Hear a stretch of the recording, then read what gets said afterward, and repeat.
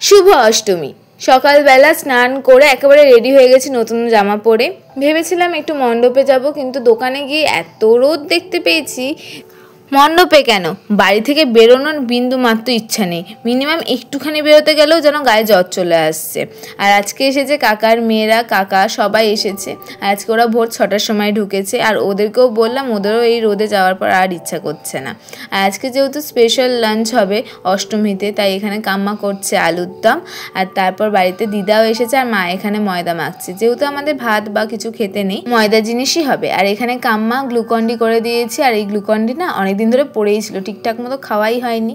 দুপুরের জন্য কাম্মা এখানে লুচি বেলছে, আর ওইদিকে মা হচ্ছে লুচি ভাজছে।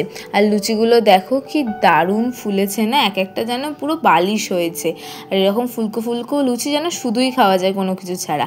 আর এইদিকে ওরা লুচি বেলছে বা ভাজছে, আর এখানে আমি আর বাবা চলে এসেছি কলা পাতা খাতে। এরকম অষ্টমীর স্পেশাল লাঞ্চ যদি কলা পাতায় না খাই তাহলে হয় নাকি? আর অষ্টমীতে কী কী মেনু হয়েছিল সেটা তো তোমরা আগের ভিডিওতে দেখেইছো শর্টসে।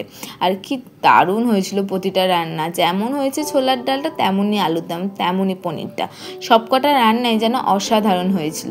তারপরে এবারে আবার এক্সট্রা ছিল হচ্ছে রসমালাই, আর যেটা খেতে না সত্যিই দারুণ। যে কোনো দুধের মিষ্টি এমনিতেই খুব সুন্দর খেতে হয়, তার উপর যদি আবার হয় রসমালাই। এখানেই শেষ ছিল না, সাথে ছিল কোল্ড ড্রিঙ্কস আর চকোবার।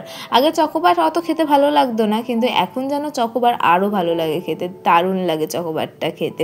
তোমাদের কার কার আমার মতো চকোবার পছন্দ অবশ্যই কমেন্টে জানাও।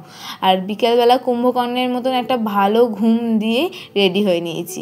বেশি উগ্র মেকআপ কিছুই করিনি বা জুয়েলারি তেমন পরিনি, সাথে খালি কানে দুল পরেছি আর হালকার উপর মেকআপ করে নিয়েছি।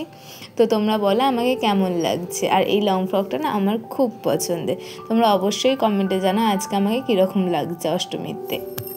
সাথে আমার মাও এখানে রেডি হয়ে নিয়েছে। আর মাকে কি সুন্দর লাগছে না দেখতে, হেব্বি লাগছে দেখতে, জানো আরও অনেকটা বয়স কমে গেছে মনে হচ্ছে।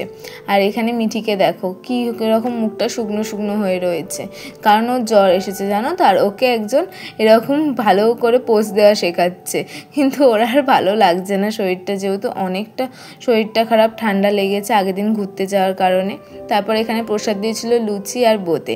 আর রাত্রিবেলা বেরিয়ে পড়েছিলাম আমরা সামনে কয়েকটা ঠাকুর দেখতে। এখানে কয়েকটা সামনে কিছু ঠাকুর হয়, সেই ঠাকুরগুলো আমরা দেখতে বেরিয়েছিলাম। আর এখানে একটা সুন্দর প্যান্ডেল হয়েছে, সিম্পলের মধ্যে বেশ সুন্দর। আর এখন তো বেশি থিমের প্যান্ডেল তো উঠেই গেছে, এখন বেশিরভাগ প্যান্ডেলই হয় লাইটের উপরে। কিন্তু আমার লাইটের থেকে না কেন জানি থিমের উপর বেশি প্যান্ডেলগুলো দেখতে ভালো লাগে। এখন লাইটিং প্যান্ডেল বেশি হয়, তারপর কোথাও না কোথাও মন্দির তুলে নিয়ে এসে প্যান্ডেল করে দেয়। কিন্তু জানো থিমের প্যান্ডেল একটু বেশিই সুন্দর লাগে দেখতে। প্যান্ডেল ঘুরে এখন খাচ্ছি হচ্ছে এগরোল। আর এগরোল যদি কড়া কড়া ভাজা না হয় যেন খেয়ে পোষায় না, হবে গরম আর কড়া কড়া। আর এখানে দেখো প্যান্ডেলটা হালকার উপরে বেশ সুন্দরই করেছে। এখানে সেরকম প্যান্ডেল হয় না, কিন্তু এই যে ঠাকুরটা কি যে দারুণ লাগছে দেখতে, পুরো সিলভারের উপর হেব্বি লাগছে দেখতে। তোমরা আগের ভিডিওতেই দেখেছো যে কি সুন্দর লাগে আমার এই টুনি লাইটগুলো। তারপর আর একটা ছোট প্যান্ডেলের উপর চলে এসেছি। এখানকার প্যান্ডেলের থেকেও যেন ঠাকুর একটু বেশি সুন্দর, আর অন্যান্য দুর্গা মূর্তির থেকে এই দুর্গা মূর্তিটা যেন অন্যরকমই লাগছে।